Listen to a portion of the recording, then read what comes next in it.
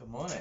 Today we're going to be looking at practicing some different skills using tennis racket, tennis ball to work on our hand-eye coordination and maybe a bit of strength in our wrist. If you haven't got a tennis racket and tennis ball, don't worry, keep watching and I'll show you what else you can use.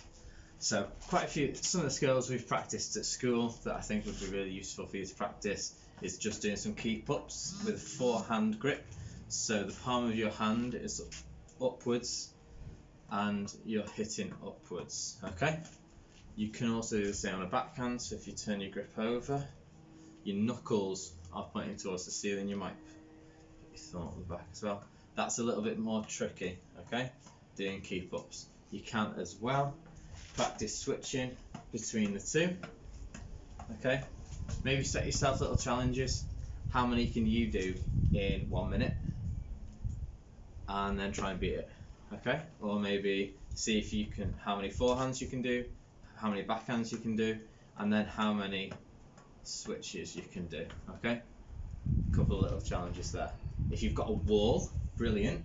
You can practice forehand shots against the wall, nice and soft, just little taps. Or you can practice backhand, little taps as well.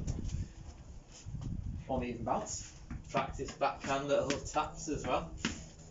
Or you can practice switching between the two, okay? If you've got a wall, if you've got another person to play with, even better. You can hold a little rally with them. Don't worry if you haven't got a tennis ball and a tennis racket, I've got some alternative methods you can use. For example, if you don't have a racket, see if your parents will let you borrow a frying pan. It's a bit heavier than a tennis racket, but you can still use it just the same to practice doing your keep-ups. It might make your arm ache though. I chose a really heavy pan for some reason. Bad mistake. If you've got a racket but no ball, everyone's got a pair of socks.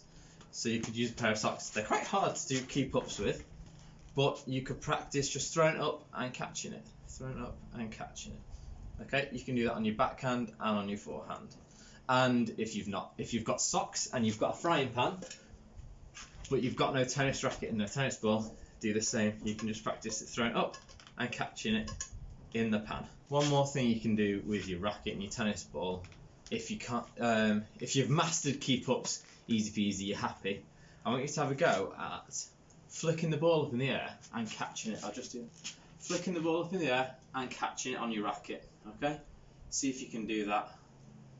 Challenge yourself, how high can you throw it and still catch it, okay? There are a few little challenges you can do at home with your racket and your ball. I'd love to see, maybe video some of them so we can see how they turn out in the end. I'd love to see some of you practicing your skills in the garden. That would be great.